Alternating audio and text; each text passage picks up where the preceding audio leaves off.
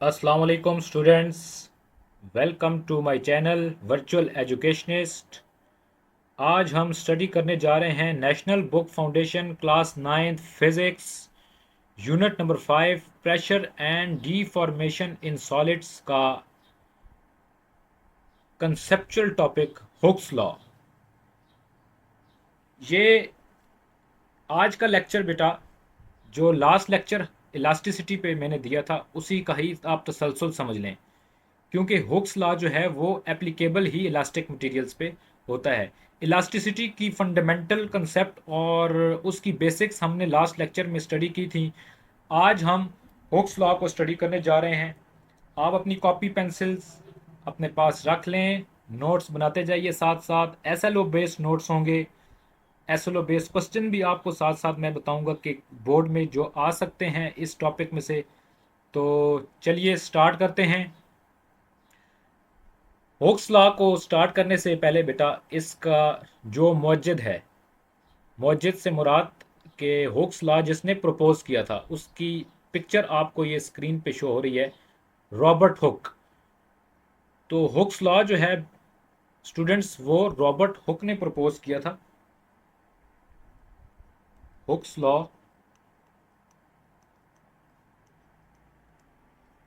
Was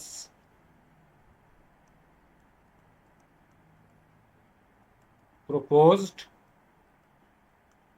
by Robert Hooke. Robert Hooke एक English scientist था जिसने ये लॉ प्रपोज किया था, ठीक है। तो चलिए अब हम ये देखते हैं कि जो रॉबर्ट हुक ने जो हुक्स लॉ प्रपोज किया था, ये लॉ हमें बताता क्या है, what the Hooke's law is all about. तो हुक्स लॉ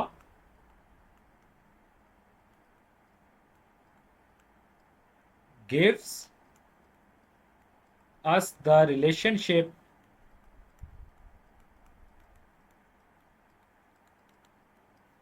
बिटवीन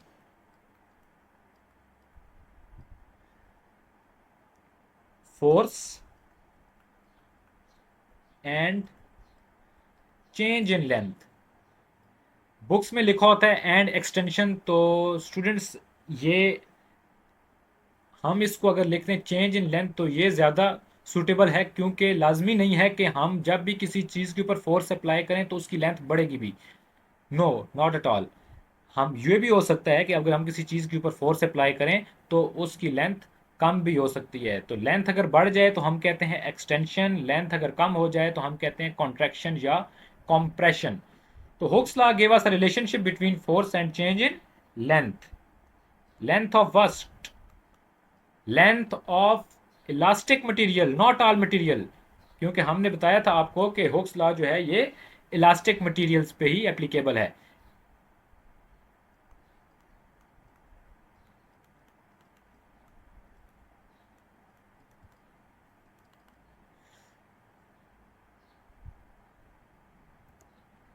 अब हम बेटा आ जाते हैं हुक्स लॉ की स्टेटमेंट के ऊपर कि हुक्स लॉ की स्टेटमेंट क्या है। What is the statement of Hooke's law. Hooke's ने जब सेवरल एक्सपेरिमेंट्स किए, जाहिर सी बात है जब भी कोई लॉ बनाया जाता है तो उसके लिए कुछ एक्सपेरिमेंटल ऑब्जर्वेशंस होती हैं, जिन ऑब्जर्वेशंस को हम एक स्टेटमेंट की फॉर्म में कंक्लूड करते हैं। तो हुक ने जो सेवरल एक्सपेरिमेंट्स कंडक्ट किए, उसने उन ऑब्जर्वेशंस की बुनियाद पे एक स्टेटमेंट दी जिसको हम हुक्स लॉ कहते हैं। तो वो स्टेटमेंट क्या है? तो वो स्टेटमेंट है,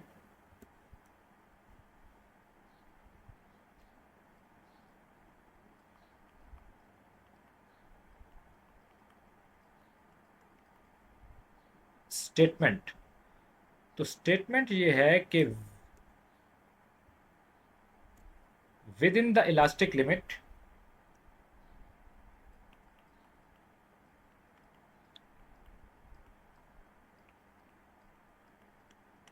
elastic limit, within the elastic limit the change in length is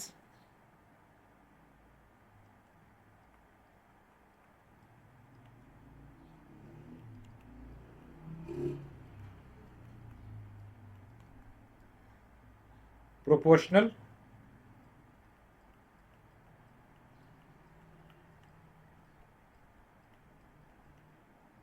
to the restoring force. अच्छा बेटा, रीस्टोरिंग फोर्स भी कह सकते हैं और अप्लाइड फोर्स भी कह सकते हैं। अब रीस्टोरिंग फोर्स और अप्लाइड फोर्स दोनों मुख्तलिफ फिनोमेनाज हैं, लेकिन हम उनको इनको दोनों को एक ही जगह पे इसलिए रख रहे हैं क्योंकि जितनी अप्लाइड फोर्स होगी उतनी ही रीस्टोरिंग फोर्स होगी।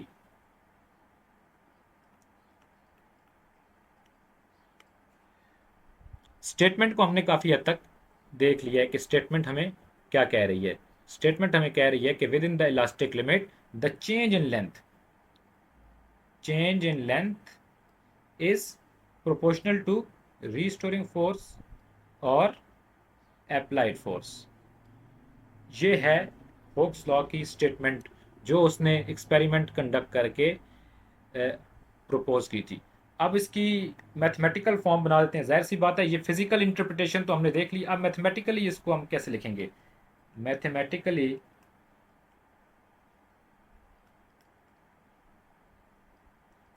it is expressed as f restoring is proportional to minus x। Mathematical form बेटा इसकी क्या है कि f restoring is proportional to minus x. इसका मतलब यह है कि जितनी लेंथ चेंज होगी रीस्टोरिंग फोर्स उतनी ही ज्यादा होगी। डायरेक्टली रिलेशन कर रहे हैं ना एक दूसरे के साथ। ये रिलेशन किसके दरमियान में आ गया, फोर्स, और ये एक्स जो है बेटा ये चेंज इन लेंथ को डिनोट कर रहा है। ठीक है,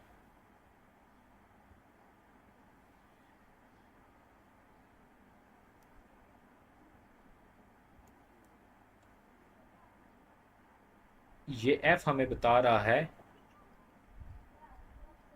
रीस्टोरिंग फोर्स, और ये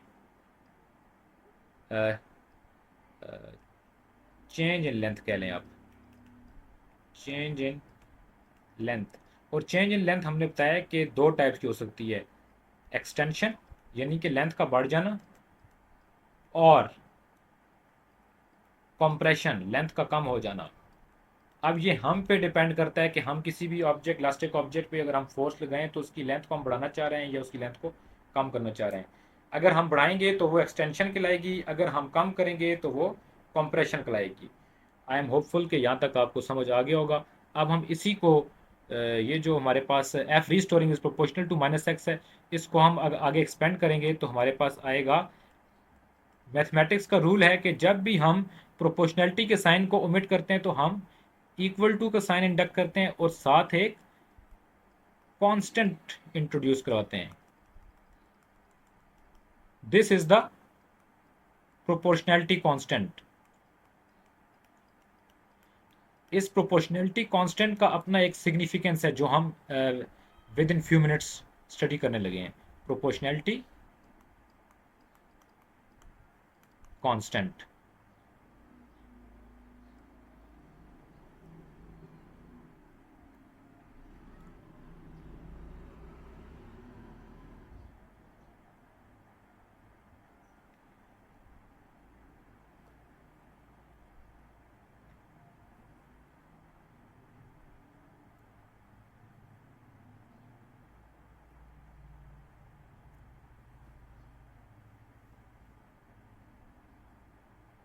अब नेगेटिव साइन क्या शो कर रहा है बेटा इसमें, नेगेटिव साइन की अपनी सिग्निफिकेंस है। Negative sign shows that restoring force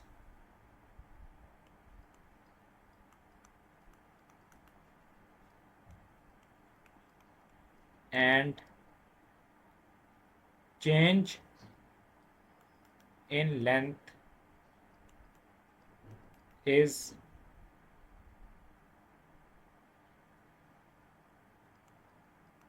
opposite to each other। इसका मतलब बेटा सादा से अल्फाज में ये है कि फॉर अ टाइम बीइंग अगर हम एक स्प्रिंग को ले लें, ये एक स्प्रिंग है बेटा, ये इसकी ओरिजिनल लेंथ है। अब हम फोर्स अप्लाई करें अगर इस पे इस डायरेक्शन में, तो क्या होगा, इसकी लेंथ बढ़ जाएगी। इस डायरेक्शन में फोर्स लगाने से इसकी लेंथ बढ़ जाएगी। ये फोर्स हमने इस डायरेक्शन में लगाई।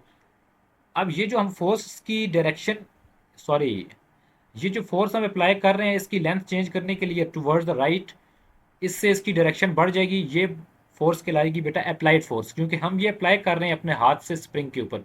ये फोर्स कहलाएगी अप्लाइड फोर्स। और तकरीबन इतनी इसकी लेंथ जो है वो चेंज हो गई है। अब जैसे ही हम अप्लाइड फोर्स लगाएंगे, तो ये प्रॉपर्टी है इलास्टिक मटेरियल की कि उसमें ऑटोमेटिक एक फोर्स जनरेट होगी जो इसको अपनी ओरिजिनल पोजीशन में वापस लेके जाएगी। उस फोर्स को हम कहते हैं रीस्टोरिंग फोर्स। वो इस तरफ होगी बेटा, restoring force. Restoring force is always opposite to the change in length. अभी लेंथ इधर बढ़ रही है तो रीस्टोरिंग फोर्स इधर होगी। जाहिर सी बात है, रीस्टोरिंग फोर्स इधर होगी तो ये अपनी ओरिजिनल लेंथ में वापस जाएगा ना। सिमिलरली ये इसी स्प्रिंग पे अगर हम फोर्स लगाएं टूवर्ड लेफ्ट, तो इसकी लेंथ क्या हो जाएगी, कम हो जाएगी ऐसे।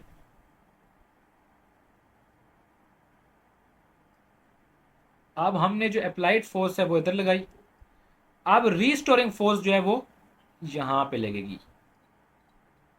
ये बेटा रीस्टोरिंग फोर्स है, ये यहां पर लगेगी, जिसकी वजह से ये अपनी ओरिजिनल हालत में वापस चला जाएगा। तो हम ये कह सकते हैं कि रीस्टोरिंग फोर्स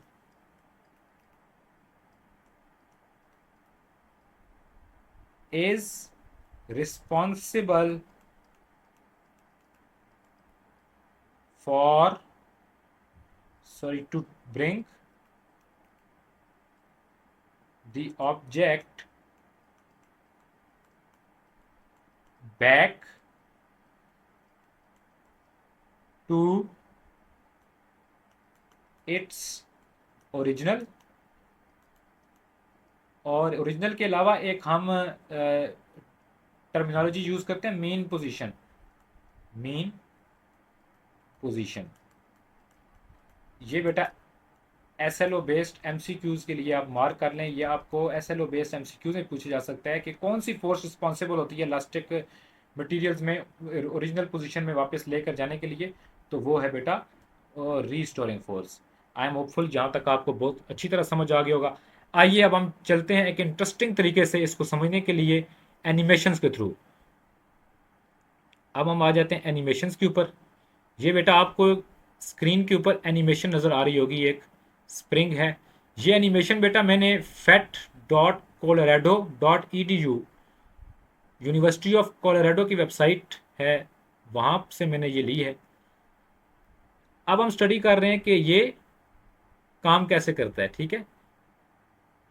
ये बेटा स्प्रिंग जो है अभी अपनी इक्विलिब्रियम पोजीशन पे है, यानी कि मीन पोजीशन पे है स्प्रिंग। अभी अभी जब मीन पोजीशन पे है स्प्रिंग, तो ना इस पे कोई अप्लाइड फोर्स है, ना ही इस पे रीस्टोरिंग फोर्स है।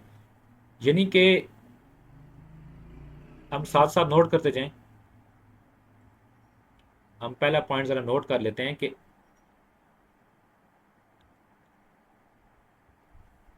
इन इक्विलिब्रियम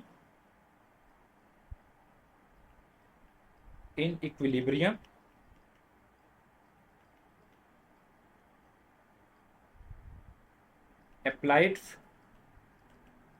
force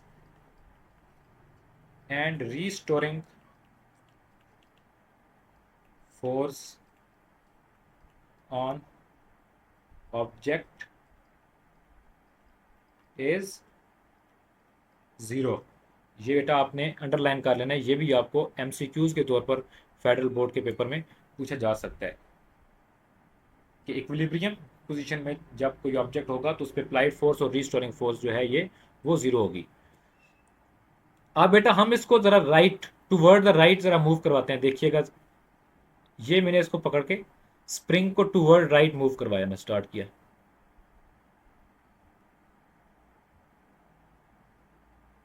ये राइट मूव करवा रहा हूँ। आप बेटा इंटरेस्टिंग फिनोमेना देखें, ये जो ऑरेंज एरो है ये शो कर रहा है अप्लाइड फोर्स को, और ये जो ब्लू एरो है ये शो कर रहा है किसको, ये शो कर रहा है रिस्टोरिंग फोर्स को।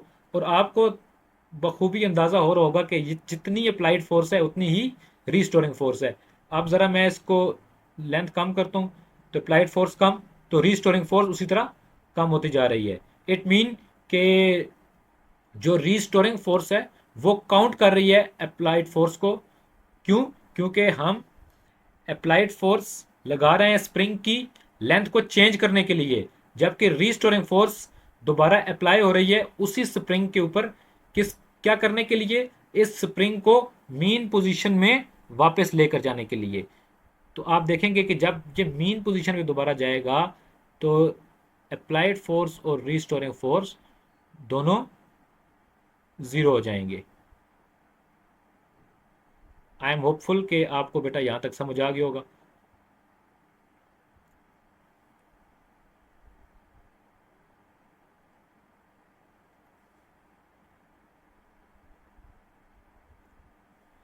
In equilibrium, applied and restoring force on object is zero. Applied force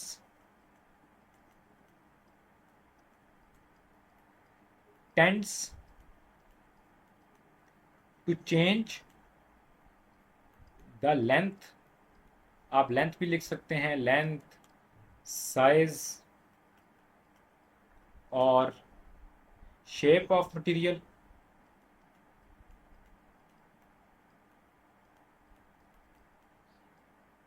While restoring force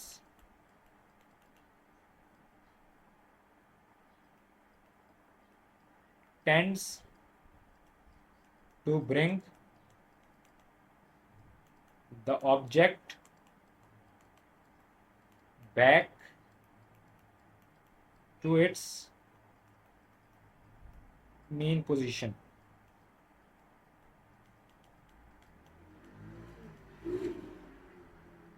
I am hopeful students के यहाँ तक आपको समझ आ गया होगा। अब हम आगे चलते हैं। अब हम देख लेते हैं कि ये स्प्रिंग कांस्टेंट क्या है। Spring constant, what is the significance of this spring constant के।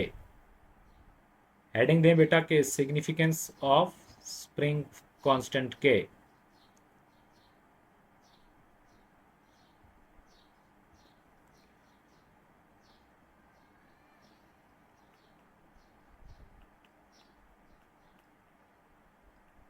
Significance of spring constant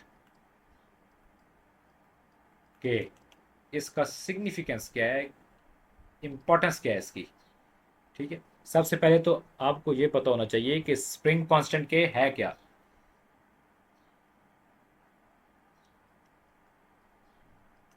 it is the ratio of restoring force to change in length.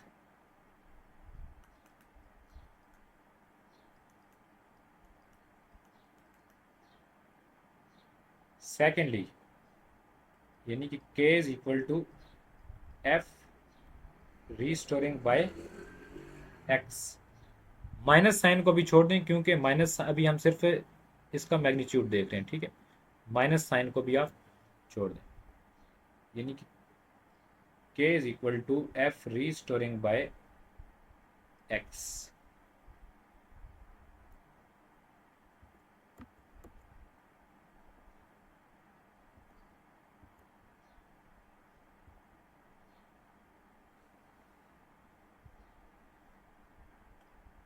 तो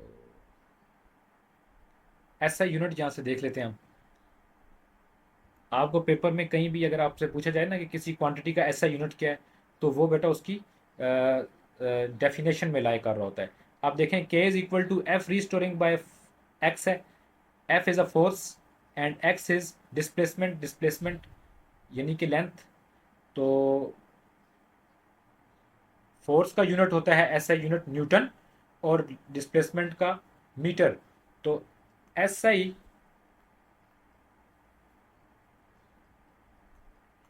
unit of spring constant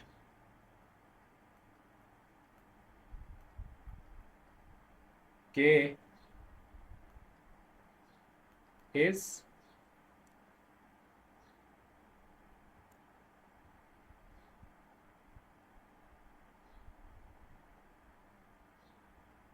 force का unit होता है newton, newton और per unit metre, newton per metre है। और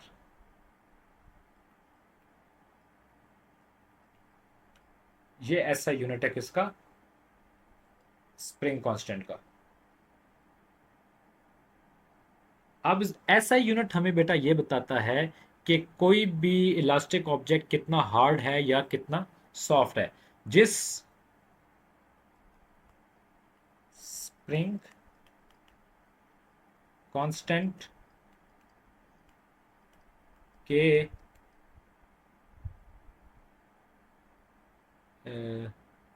indicates how much soft or hard the spring is। ठीक है, अब जरा हम एनिमेशन से देख लेते हैं बेटा। अब देखें ये स्प्रिंग कांस्टेंट 100 है इसका, यानी कि 100 स्प्रिंग कांस्टेंट है। तो इसको देखें ये सॉफ्ट है।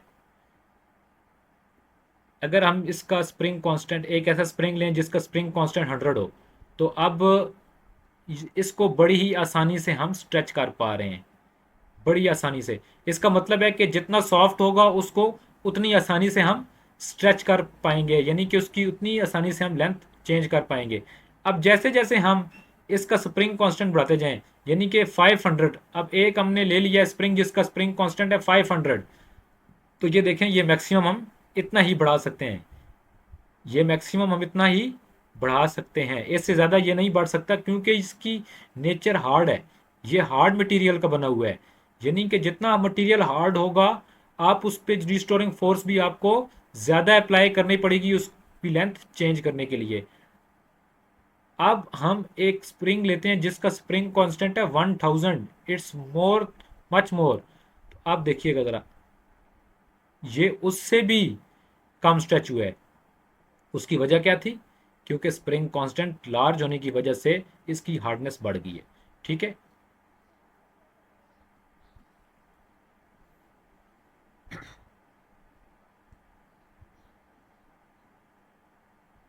Soft springs have less value of spring constant, while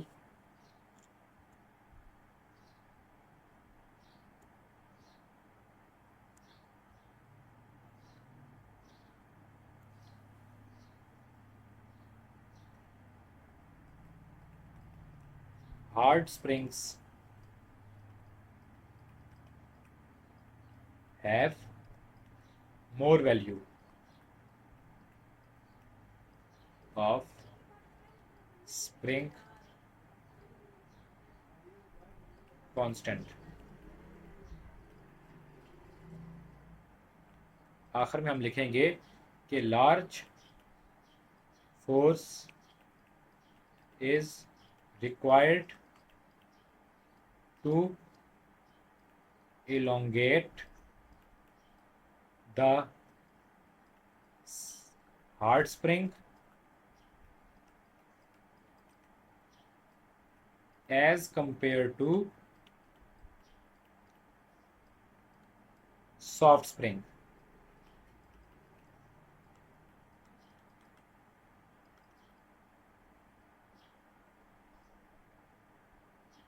I am hopeful कि बेटा आपको यहाँ तक बहुत अच्छा समझ आ गया होगा। अब हम चलते हैं हुक्स लॉ की ग्राफिकल एनालिसिस के ऊपर, ज़रा ग्राफिकल एनालिसिस करके देख लें। Graphical analysis.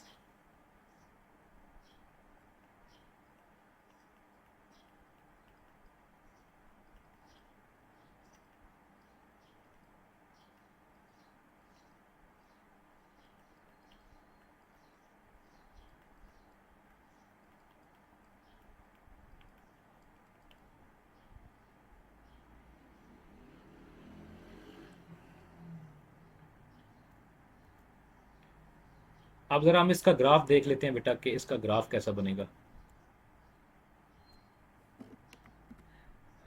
Let me draw the graph. ये हमारे पास आ गया इसका ग्राफ, हुक्स लॉ का ग्राफ।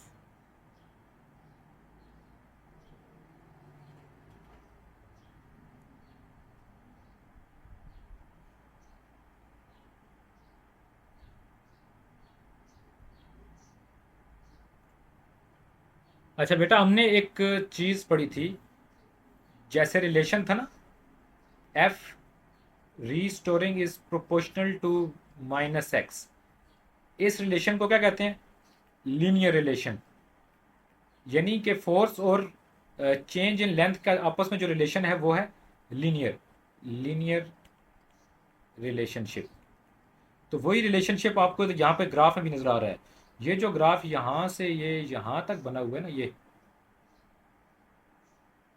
इस ग्राफ को, इस शेप को हम कहते हैं linear shape, linear shape graph. यानी कि आप जितनी भी फोर्स अप्लाई करेंगे उतनी ही ऑब्जेक्ट की लेंथ चेंज होगी। ऐसे नहीं है कि आप बहुत कम फोर्स लगाएंगे तो लेंथ बहुत ज़्यादा चेंज हो जाएगी। इट्स नॉट लाइक दैट, ठीक है। तो ये एक, इस लिमिट को कहते हैं हम प्रोपोर्शनल लिमिट। ये यहाँ से लेकर कंप्लीट ये यहाँ तक जो कहलाती है लिमिट, इसको कहते हैं प्रोपोर्शनल लिमिट, ठीक है। इसके बाद बेटा स्टार्ट होती है इलास्टिक लिमिट, ठीक है। और इस लिमिट, जो हुक्स लॉ है ना, वो सिर्फ यहाँ तक वैलिड है। Hooke's law is valid up to this region only, proportional limit तक, ठीक है। Hooke's law is valid up to proportional limit.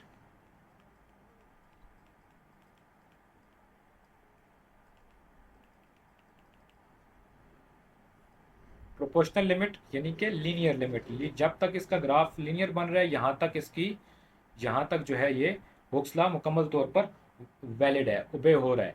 यहाँ से इस रीजन में जो है वो हुक्स लॉ ओबे नहीं होगा। Hooke's law is not valid in this region, ठीक है। ये इस रीजन में जो है हुक्स लॉ वैलिड नहीं है। ये जो रीजन है ये हुक्स लॉ वैलिड है। हुक्स लॉ इज वैलिड कह लें, एप्लीकेबल कह लें, या नॉट वैलिड कह लें, या इन एप्लीकेबल कह लें। टर्मिनोलॉजीज आप तक है, जैसी मर्जी टर्मिनोलॉजीज आप यूज़ कर सकते हैं। अब बेटा हम लिमिटेशंस पे आ जाते हैं, limitations of Hooke's law. Limitations का मतलब ये है कि इसकी कुछ ना कुछ लिमिट है। ऐसे नहीं है कि ये हर केस में वैलिड है। लिमिटेशंस, एक दो लिमिटेशंस आपने ये ऊपर ग्राफ में पढ़ भी ली हैं। Limitations of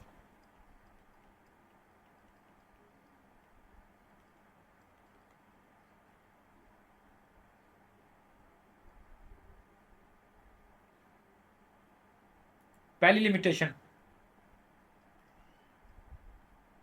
it is only valid for elastic materials, ठीक है।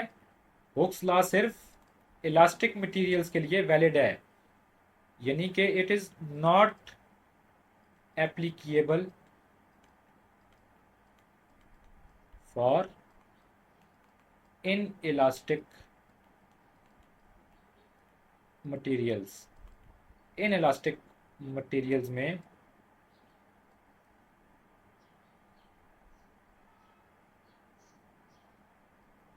ये वैलिड नहीं है।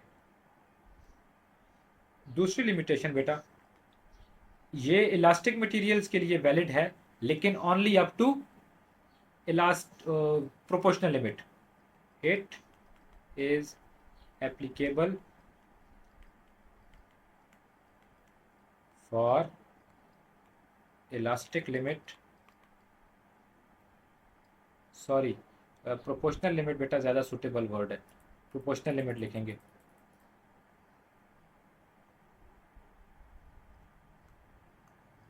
Elastic materials up to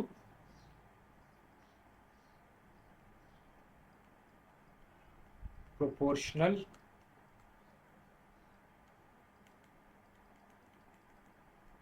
limit.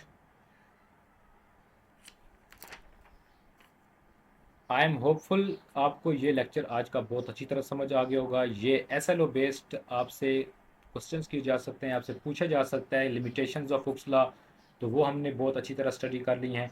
आपको ग्राफिकल रिप्रेजेंटेशन पूछी जा सकती है, वो भी हमने बहुत अच्छी तरह देख ली है कि किस रीजन में, ग्राफ के किस रीजन में हुक्स लॉ वैलिड है और किस रीजन में ये इनवैलिड है, कौन से मटीरियल्स के लिए ये एप्लीकेबल है। और the most important is the spring constant. Spring constant के क्वेश्चंस बहुत आते हैं फेडरल बोर्ड के पेपर में, शॉर्ट में भी आ सकते हैं, लॉन्ग में भी आ सकते हैं। और उससे पहले हमने एक कॉन्सेप्ट स्टडी किया कि हुक्स लॉ हमें बेसिकली बताता क्या है, और मैथमेटिकली हमने इसको देखा। इसके अलावा हमने एनिमेशन से समझा कि हुक्स लॉ प्रैक्टिकली कैसे अप्लाइड हो सकता है। तो आई एम होपफुल कि आपको ये बहुत अच्छी तरह समझ आ गया होगा। आज तक के लिए इतना ही। इंशाल्लाह नेक्स्ट लेक्चर में एप्लीकेशंस ऑफ हुक्स लॉ और pressure and deformation in solid का जो मोस्ट इम्पॉर्टेंट आगे फेज़ आ रहा है प्रेशर, उसको स्टडी करेंगे। अपना ख्याल रखिएगा। अल्लाह निगहबान।